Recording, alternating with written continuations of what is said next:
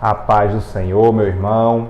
Estamos dando início a mais uma videoaula das lições bíblicas de adulto da CPAD, a Escola Dominical, nesse quarto trimestre do ano de 2022, onde estamos estudando a respeito do livro de Ezequiel, a revista desse trimestre, que tem o tema Justiça Divina, a preparação do povo de Deus para os últimos dias no livro de Ezequiel. Iremos hoje estudar a lição 6, a penúltima lição dessa parte 1 do livro de Ezequiel. Nós falamos na primeira lição que o livro de Ezequiel é dividido em 3 partes. E a primeira parte nós vamos estudar da lição 1 até a lição 7. E a segunda parte nós não vamos estudar nesse trimestre, nessa revista. E a terceira parte, que vai da lição 8 até a lição 13, nós vamos estudar aí a parte da lição 8, né? A lição 8 até a lição 13, a terceira parte do livro de Ezequiel, né? Cada uma tratando de assuntos diferentes. A primeira parte tratando aí mais a respeito dos juízos que haveriam de vir sobre Jerusalém antes da destruição da cidade. A segunda parte são aí, a gente falou isso também na primeira lição, juízos contra as nações vizinhas. E a terceira parte, nós vamos estudar a parte da lição 8 até a lição 13, falaremos a respeito da restauração, da restituição do povo de Israel, aí também com aspectos escatológicos. Nós iremos estudar a partir da lição de número 8. Então, a lição de número 6, que vai ser estudada no dia 6 de novembro de 2022, nas escolas dominical, no domingo 6 de novembro, tem o título A Justiça de Deus. E o texto áureo está em Salmos, no capítulo 18, versículo 26, diz assim: Com o puro te mostrarás puro, e com o perverso te mostrarás indomável ou inflexível. Os irmãos quiserem entender melhor, né, o que é que o salmista está falando aí, dê uma lida no Salmo 18, né, dos versículos 20 até o 26. E aí vocês vão ter uma noção melhor do que o salmista está falando, né, a respeito da retribuição divina em relação aos atos. Deus sendo justo, misericordioso para com aqueles que são misericordiosos, e também sendo aí inflexível para com o perverso, para com aquela pessoa que pratica maldade, ou seja, aplicando a sua justiça para com essas pessoas.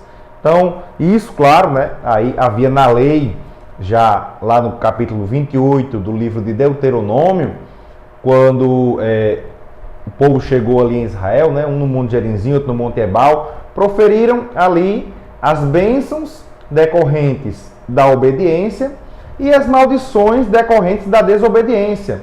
Ou seja, aquilo que as pessoas plantarem, elas iriam colher. As consequências dos seus atos, eles viriam de acordo com o que eles fizessem. Então é isso que o salmista está falando aqui no Salmo 18, né? Vocês leem aí do versículo 20 até o versículo 26, para ter mais ou menos uma noção. É disso que nós iremos estar tratando aqui hoje, a respeito da retribuição divina. Nesse caso, em relação ao pecado que o povo estava cometendo. Também aqui nós veremos com um aspecto geral, né, o que engloba também as nações, né, não somente naquela época, mas em todo o tempo. A verdade prática diz que os agentes do juízo divino, nós veremos aqui hoje, revelam que a responsabilidade humana é pessoal. Nós iremos estudar aqui na lição de hoje esses agentes de juízo divino, né? Essas formas da aplicação da justiça divina. A leitura bíblica em classe está no capítulo 14 de Ezequiel. Hoje nós vamos estudar o capítulo 14 do livro de Ezequiel. Os versículos estão aqui do 12 até o 21. Mas esse tema estudado aqui, que nós vamos estudar aqui hoje, vai dos versículos 12 até o versículo 23, né? Para ter um entendimento melhor, os irmãos leem também o versículo 22 e o 23. Até porque na lição de hoje, né, a gente vai estudar esse capítulo 14, a primeira parte, que vai dos versículos 1 até o versículo 11, no capítulo 14 de Ezequiel, ela vai tratar ali a respeito de uma repreensão aos anciãos devido à idolatria, né? Como vê aqui no versículo 3 do versículo 14, do capítulo 14, né? Quando Deus diz, estes homens levantaram os seus ídolos nos seus corações, né? No caso aqui, estavam ali diante de Ezequiel alguns anciãos de Israel, né? Então Deus falando aqui a respeito da punição, do castigo que haveria de vir para essas pessoas que estavam praticando idolatria. Como a gente já estudou esse tema, a repreensão da idolatria, né? Nós vimos ali na lição 3 a prática de abominações que revelava a idolatria do povo. Nós vimos esse tema já aqui nesse trimestre, e como as lições nesse trimestre, elas são por tema e não capítulo por capítulo, então como a gente já estudou esse tema, a gente não vai estudar essa parte inicial do capítulo 14, do versículo 1 até o versículo 11. Nós vamos estudar dos versículos 12 até o versículo 23, né? E nós vemos aqui que essa sessão, né, dos versículos 12 até o versículo 23, ela também se subdivide em outras duas. A primeira, que vai dos versículos 12 até o 20, onde a gente vê aqui uma parte genérica do discurso, né, mais geral e hipotética, né, onde a gente vê que aqui não há uma referência direta, específica à cidade de Jerusalém. A gente vê no versículo 13, onde Deus diz assim, Filho do homem, quando uma terra pecar contra mim, ou seja, quando uma terra pecar contra mim, ele não fala aqui de forma específica, ele fala de forma generalizada, de uma forma geral. Então aqui, nessa primeira parte, ele é uma forma mais genérica. E a partir do versículo 21, os versículos 21, 22 e 23, aí é uma parte mais específica do discurso, porque a mensagem ela é direcionada a Israel, né? Como ele fala no versículo 21, ele diz, contra Jerusalém, né? Ou seja, a cidade de Jerusalém aqui era o alvo específico, o destinatário específico da mensagem, né? A partir do versículo 21 é a parte específica do discurso aqui, nesses versículos 12 até o 23 do capítulo 14 de Ezequiel. Então o objetivo principal da nossa lição aqui hoje é a gente entender a retribuição divina ao pecado. Então, quando pecamos, quando cometemos algum pecado, há uma consequência. Isso todo mundo deve estar consciente disso, como lá em Gálatas, quando Paulo escreve na epístola aos Gálatas, no capítulo 6 e no versículo 7, ele diz o seguinte, não erreis, Deus não se deixa escarnecer, porque tudo que o homem semear, plantar, e isso também ceifará, colherá. Ou seja, essa daqui é a lei da semeadura. Tudo aquilo que o homem fizer, ele vai colher. Se o homem pecar, ele também vai ter a consequência. Moisés já havia falado disso lá em Números, no capítulo 32 e no versículo 23. Ele diz assim, se não fizerdes assim, eis que pecastes contra o Senhor. Porém, sentireis o vosso pecado quando vos achar. Ou seja, Moisés já falava a respeito das consequências do pecado e que o pecado iria encontrar. Ou seja, no caso, a consequência do pecado, ela iria encontrar. Todo pecado ele tem a sua consequência. Então, os castigos que Deus fala aqui nesse capítulo 14, eles não eram sem motivos, né? Eles eram resultados dos pecados cometidos pelo povo, né? Como está no versículo 23 do capítulo 14, ele não está na leitura bíblica em classe, mas diz o seguinte, na parte B, na parte final, né? E sabereis que não fiz sem razão tudo quanto tenho feito nela, diz o Senhor Jeová. Ou seja, não fiz sem razão, sem motivo, né? Então, os castigos que Deus estava aplicando contra Jerusalém não eram sem razão, não eram sem motivo. Todos eles eram justificados pelos pecados cometidos pelo povo. E a gente vai ver aqui na lição de hoje as formas de julgamento divino, né? Como está aqui nos versículos 13, 15, 17 e no 19, né? Alternados, nos ímpares. E a gente vê que esse julgamento ele vem justamente como consequência do pecado cometido pelo povo. Esse pecado ele fere a santidade de Deus. Portanto, essas pessoas que estavam ferindo a santidade de Deus, pecando, não poderiam ficar impunes. Nós vamos ver também aqui, no tópico 2, né, o autor ele fala a respeito do poder da intercessão. Né? Por que nós devemos interceder uns pelos outros? Ele também fala aqui no tópico 2 a respeito da inevitabilidade do juízo divino. Né? Então o castigo ele era inevitável, como está nos versículos 14, 16, 18 e 20, né? Também alternados aí em seguida a sentença da forma de juízo, havia ali também Deus falando a respeito de que o castigo ele era inevitável, né? A inevitabilidade do juízo divino. Isso também está aí no tópico 2 da lição.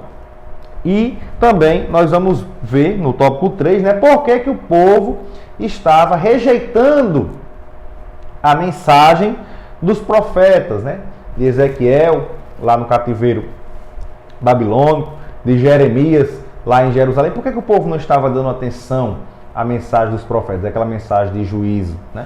E também iremos ver aí alguns questionamentos a respeito do Daniel, que é citado no capítulo 14 de Ezequiel, né? Quem era esse Daniel? Era Daniel da Bíblia? Não era Daniel da Bíblia, né? Há alguns questionamentos aí que são feitos, né? Hoje em dia a gente vai também estar falando um pouco, já no final da lição, no final do terceiro tópico, né? Então aqui nós vemos no primeiro tópico, né, o autor ele falando aqui a respeito da identificação do juízo, né? E o que a gente vê, na verdade, é que nessa primeira parte do discurso profético, né, que vai dos versículos 12 até o versículo 20, né, ele não se restringe a uma terra específica, né? Como a gente já falou, ele diz, né, quando uma terra pecar contra mim, né? Então, não é aqui o caso dos versículos 21 a 23, onde está direcionado aí a Jerusalém, né? Quando ele fala no versículo 21, contra Jerusalém, ou seja, ele especifica, ele direciona. Então, esse discurso genérico, né? Esse discurso onde não é direcionado a uma terra específica, ele pode ser aplicado aí a qualquer povo, né?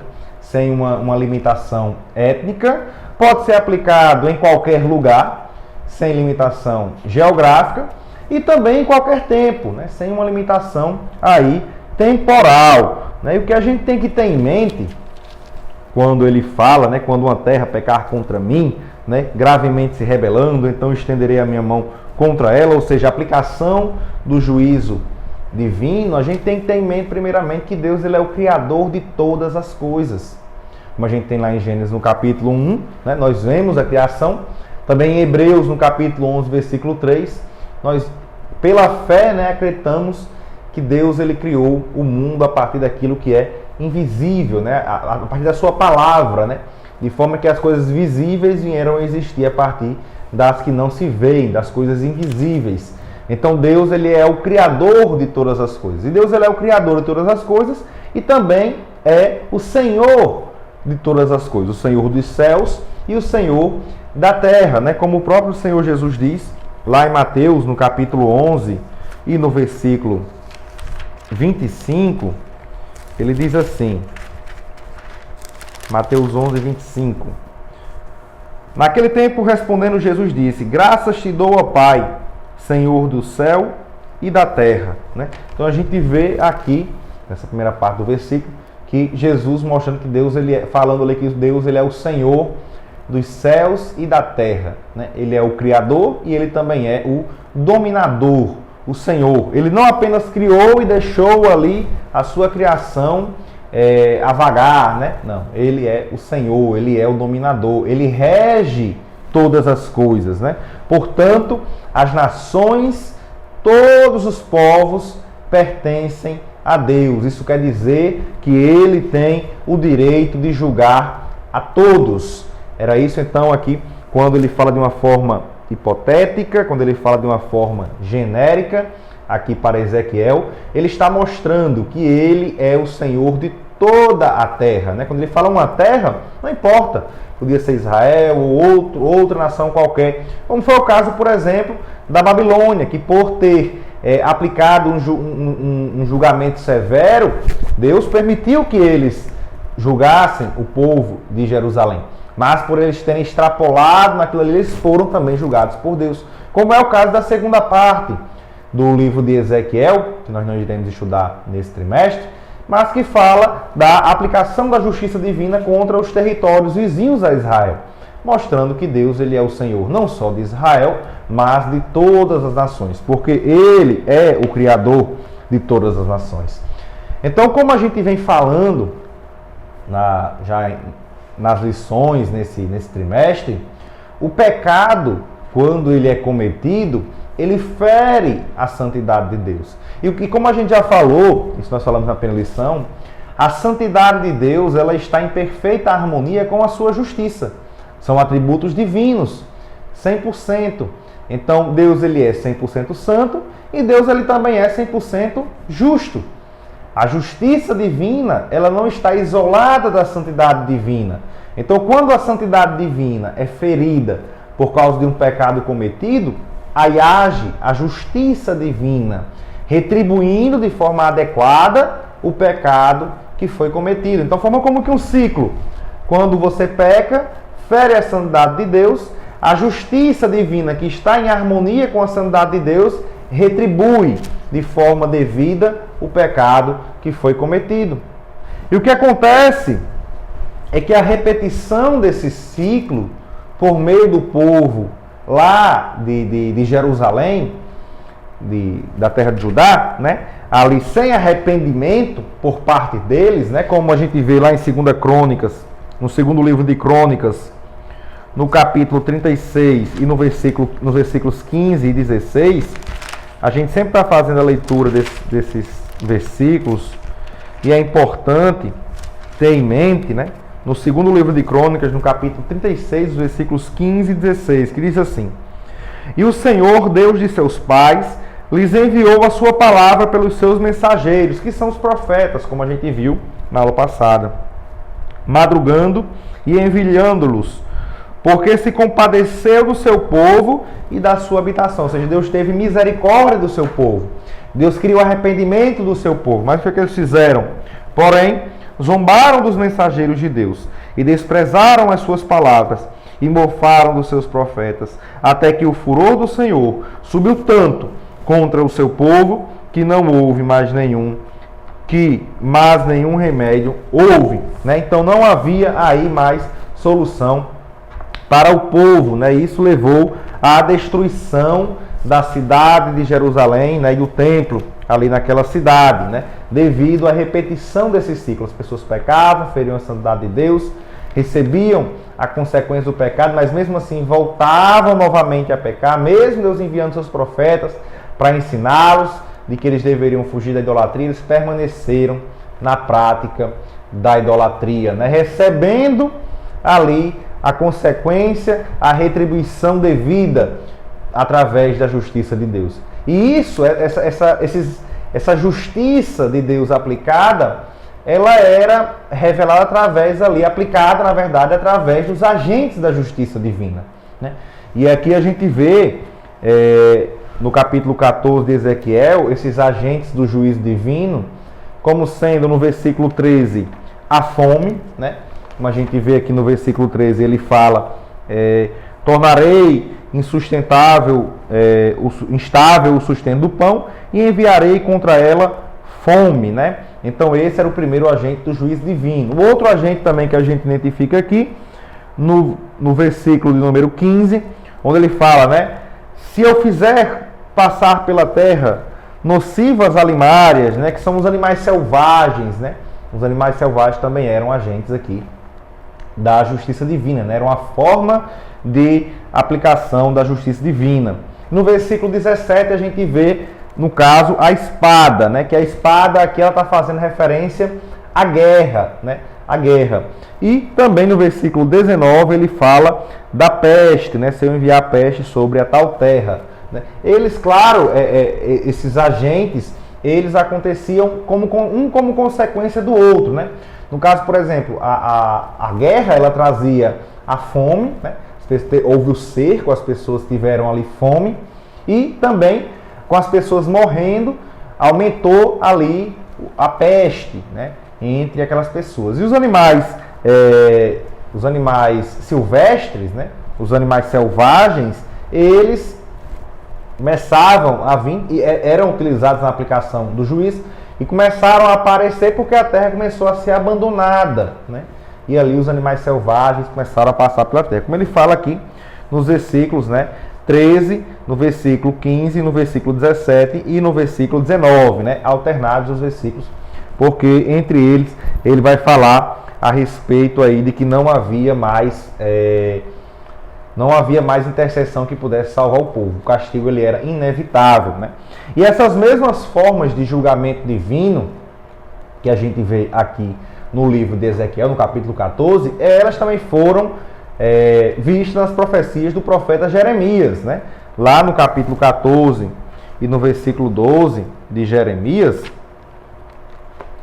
ele fala assim: quando jejuarem, não ouvirei o seu clamor, e quando oferecerem holocaustos e ofertas de manjares, não me agradarei deles.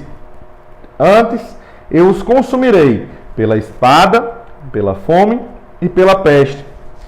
Também no capítulo 15, no versículo 3, ele diz: porque eu os visitarei com 4 gêneros de males, diz o Senhor, com a espada para matar, e com os cães para os arrastarem, e com as aves dos céus, os animais da terra, para os devorarem e destruírem.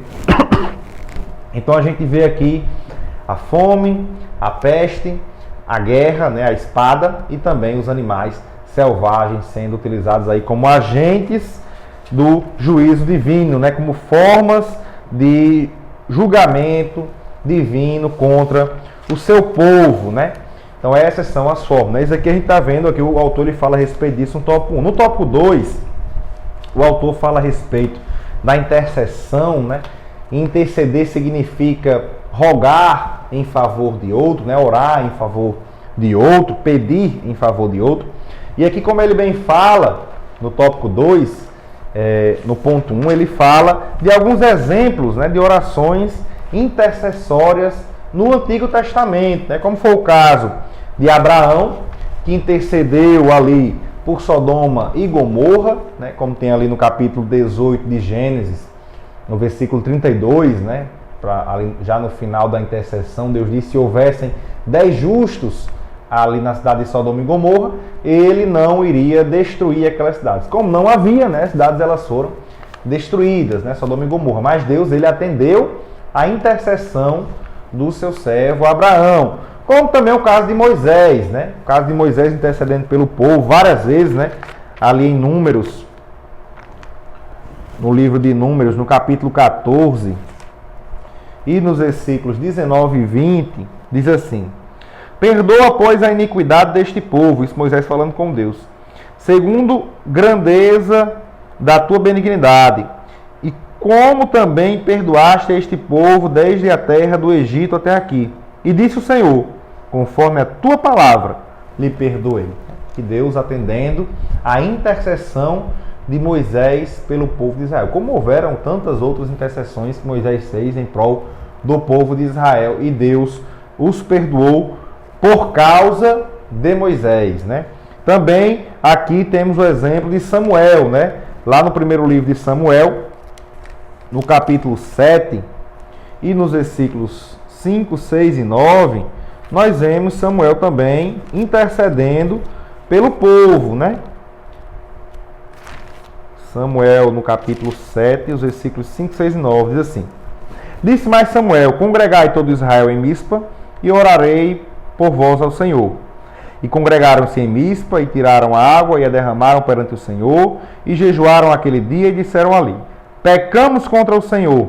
E julgava Samuel os filhos de Israel em Mispa. E no versículo 9: então tomou Samuel um cordeiro de mama, e sacrificou-o inteiro em holocausto ao Senhor. E clamou Samuel ao Senhor por Israel, e o Senhor lhe deu ouvidos, né? Então vemos aqui que Deus ele atendeu também aqui ao pedido de Samuel em prol do povo de Israel, né? Mais uma oração intercessória atendida por Deus no Antigo Testamento. Teve também o caso de Jó, né? Que intercedeu ali pelos seus amigos. Jó 42, versículo 9.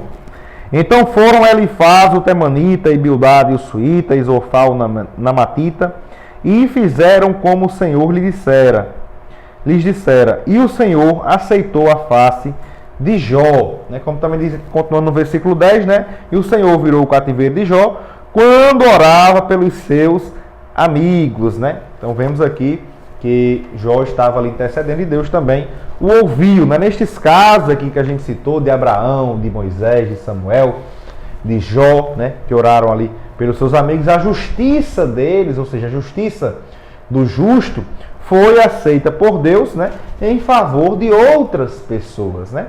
Então aqui nós vemos o poder da oração intercessória, já no Antigo Testamento, né? Então a gente, baseado nesses exemplos e também no ensino, né, dos apóstolos, como Paulo, Tiago, por exemplo, falam a respeito disso. Paulo lá em Efésios, no capítulo 6, versículo 18 e 19, Tiago no capítulo 5, versículo 16, né? Eles nos ensinam a orarmos uns pelos outros e também a orarmos pelos pecadores, para que esses possam se arrepender de seus pecados, crer no Senhor Jesus Cristo e aí poder ser justificado, né? Lá em Efésios, na Epístola de Paulo aos Efésios, no capítulo 6, os versículos 18 e 19, diz assim: orando em todo o tempo, com toda a oração e súplica no Espírito, e vigiando nisto, com toda a perseverança e súplica por todos os santos, e por mim, para que me seja dada, no abrir da minha boca, a palavra com confiança, para fazer notório o mistério do Evangelho. E também Tiago fala a respeito da oração no capítulo 5 e no versículo 16, onde ele diz: confessai as vossas culpas uns aos outros e orai uns pelos outros, para que sareis. A oração feita por um justo pode muito em seus efeitos. Então nós vemos aqui o poder da oração intercessória vista no Antigo Testamento, onde Deus atendia, e também aconselhada no Novo Testamento. Nós, como igreja, temos a obrigação, o dever de orar uns pelos outros. Também nós vemos aqui que, apesar, ainda no tópico 2, né, dessa possibilidade de interceder ali pela nação de Israel, para que Deus os perdoasse, né, de algum justo interceder, nós vemos que Deus ele alertou tanto a Ezequiel, como nós vemos nos versículos 14, 16, 18 e 20, e também a Jeremias, né, aqui no versículo 14, nós vemos que ele diz assim: ó, ainda que estivessem no meio dela estes 3 homens, Noé, Daniel e Jó, eles, pela sua justiça, livrariam apenas a sua alma, diz o Senhor Jeová. Aí os versículos 16, 18 e 20, eles falam praticamente aí a mesma coisa, né? Deus diz, né? Ainda que aqueles 3 homens, no 18, ainda que aqueles 3 homens, no 20, ainda que Noé, Daniel e Jó, né, estivesse. Então Deus ele fala ali sempre a mesma coisa, mostrando que não havia mais ali como evitar o castigo divino. O castigo divino ele era inevitável, né? Aqui Deus cita o exemplo, né, desses 3 homens, né, Noé, Daniel e Jó. Lá em Jeremias, Deus havia levado uma mensagem da mesma forma, mostrando que o castigo ele era inevitável. No capítulo 14 de Jeremias, do livro de Jeremias, e no versículo 21, Deus diz assim, ou melhor, diz assim: não nos rejeite por amor do teu nome, não abatas o trono da tua glória, lembra-te e não anules o teu concerto conosco. E aí no versículo 3, ou melhor, no versículo 1 do capítulo 15, diz assim: disse-me, porém, o Senhor, né, em resposta a esse clamor, né, essa intercessão: ainda que Moisés e Samuel se pusessem diante de mim, não seria minha alma com este povo. Lança-os de diante da minha face e saiam, né? Ou seja, então ali o castigo, ele era inevitável, né? Isso devido às consequências do que o povo estava fazendo. A maldade da nação, a injustiça social, a apostasia, né? O abandono da fé de forma generalizada. Muitas pessoas nem acreditavam mais em Deus. A gente vê, por exemplo, aquela prática ali daquela abominação, adorando ao sol e voltado de costa para o templo, ou seja, nem acreditava mais em Deus, nem ligava mais para Deus, simbolizando, né, ali que eles estavam pensando que Deus nem existia, que Deus não estava vendo eles, né? E no caso aí também a idolatria, né, que nós vimos aí com essas práticas dessas abominações no meio do povo e principalmente no templo do Senhor, né? Então nós vemos aqui também no tópico 3 o autor ele traz uma aplicação disso daí para nós como igrejas, né? Como igreja. No caso, há orações que elas não são ouvidas por Deus. Apesar do justo ele orar, essa oração ela não vai ser atendida, né? Então, existem orações pelas quais nós não devemos orar. Ou melhor, existem motivos pelos quais nós não devemos orar.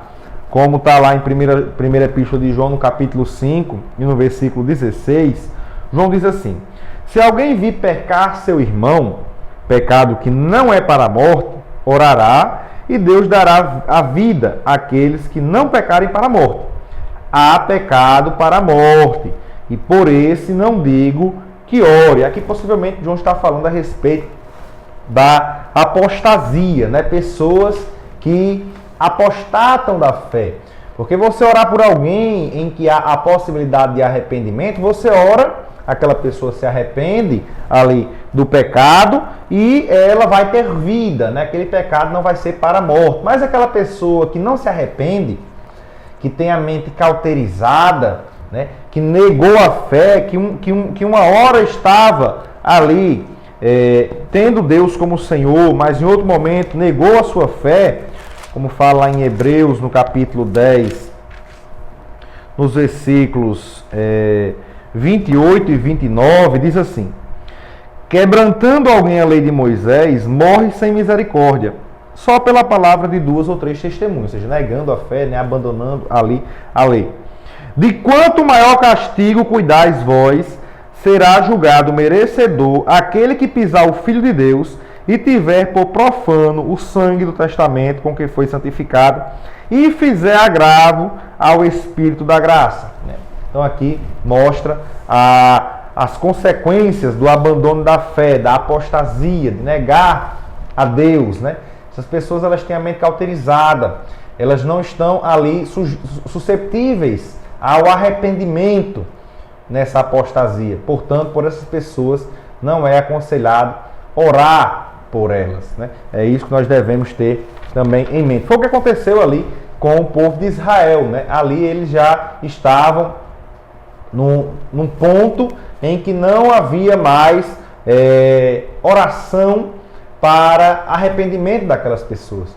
Não havia mais nenhuma forma de purificar a cidade de Jerusalém, purificar o templo. A única forma era a aplicação do castigo divino, né? Ali a ira de Deus já havia chegado ao seu limite e o cálice havia transbordado. Portanto, a justiça divina ela deveria ser aplicada sobre o povo de Jerusalém.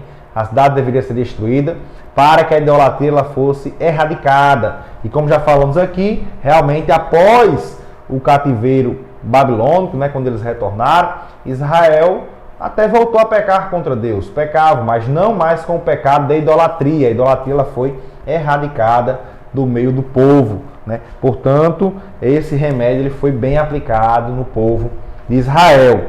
Já aqui no tópico 3, o autor, né, ele traz aqui no tópico 1, perguntando, por que o povo rejeitou os profetas? Né? Por que o povo rejeitou a mensagem dos profetas? Né?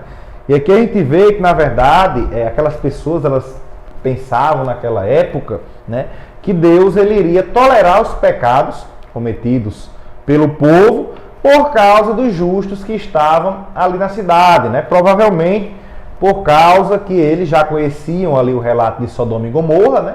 Sabiam que Deus tinha dito para Abraão, né? Se houvessem 10 justos na cidade, o Senhor pouparia, e Deus tinha dito ali, Abraão queria poupar, então eles pensavam, não, então aqui na cidade há mais de 10 justos, então vamos poder continuar com os nossos pecados, Deus vai tolerar os pecados por causa dos justos que há aí em nosso meio.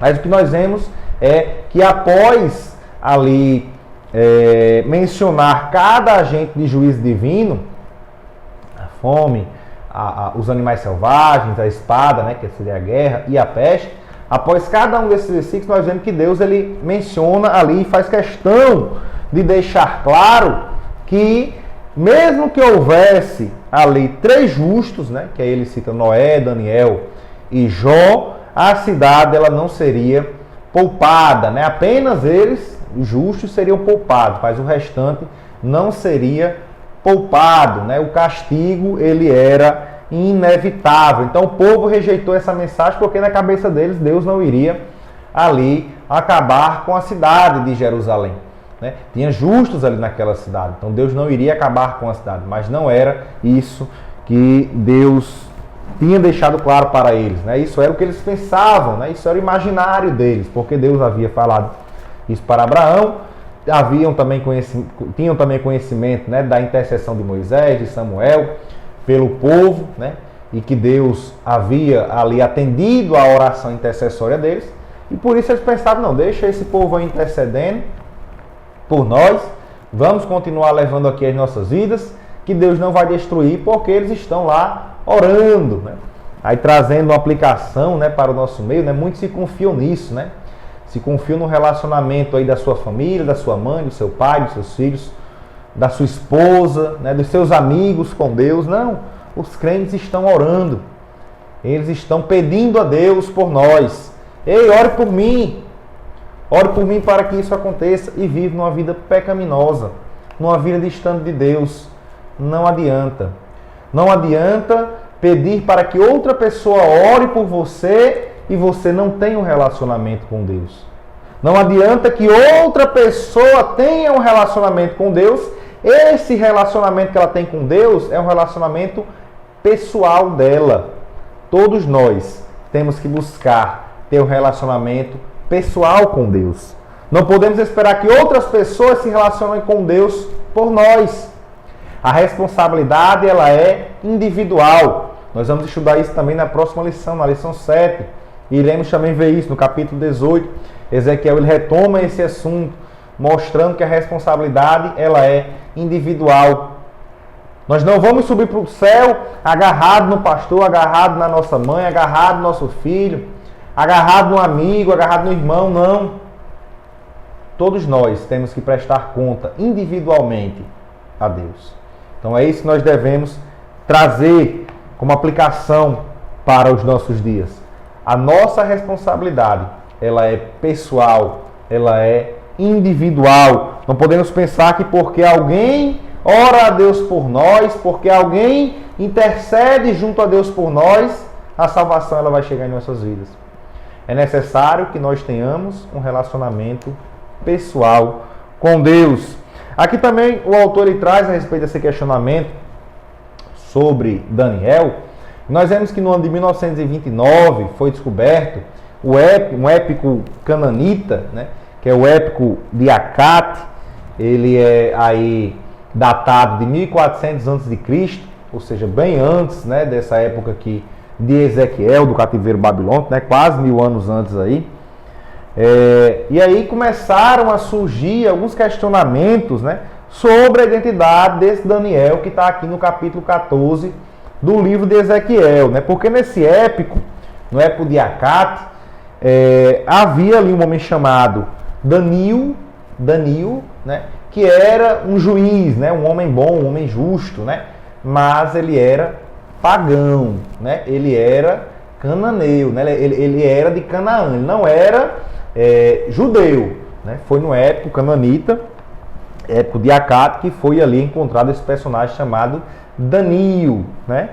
Então existem aí, depois de encontrar esse épico, né, de Acate, alguns questionamentos, né, sobre esse Daniel, que é aí mencionado no capítulo 14 de Ezequiel, né? O primeiro argumento dessas pessoas que dizem que esse Daniel que é mencionado no capítulo 14 de Ezequiel não é o Daniel da Bíblia, e sim esse Danilo do épico de Acate, é porque a grafia que está em Ezequiel não é a mesma que está no livro de Daniel, né? É Danilo, que é justamente esse Danilo lá do épico de Acate, né?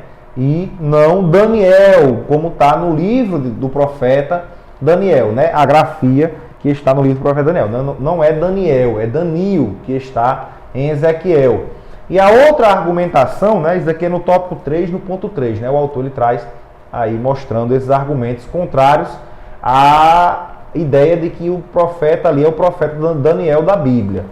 E o segundo argumento que ele diz é que ali o fato de Daniel ser muito jovem, né, para estar mencionado entre esses dois patriarcas antigos, né? Então são dois argumentos que são usados aí para dizer que não é o Daniel da Bíblia o que está ali. As pessoas sempre acreditavam que era esse Daniel, mas aí quando foi descoberto esse épico de Acate, passaram a acreditar que era esse Danilo.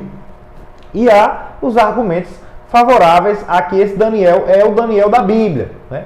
Que no caso aí o primeiro argumento é de que essas soletrações variantes, né? No caso aí esse Danilo para Daniel, né? Essa forma de pronúncia, essas variâncias, né? Elas eram normais lá no Antigo Testamento, né? Essa forma de soletração ela era normal, essa variação. Outro ponto também, outro argumento, né, de quem defende que esse Daniel é o Daniel, o profeta Daniel bíblico, né, é que Ezequiel, e aí é um bom senso, né, que há, de que Ezequiel não iria utilizar aí como padrão de justiça um pagão, um idólatra, né, um cananeu. Ezequiel não iria utilizar uma pessoa assim para ao lado, né, de homens como Noé e como Jó, né. Ezequiel não iria utilizar um homem pagão como exemplo de justiça e principalmente idólatra. Ezequiel estava combatendo a idolatria do povo. Então como é que Ezequiel iria ali utilizar um exemplo de um homem idólatra, de um homem pagão, né?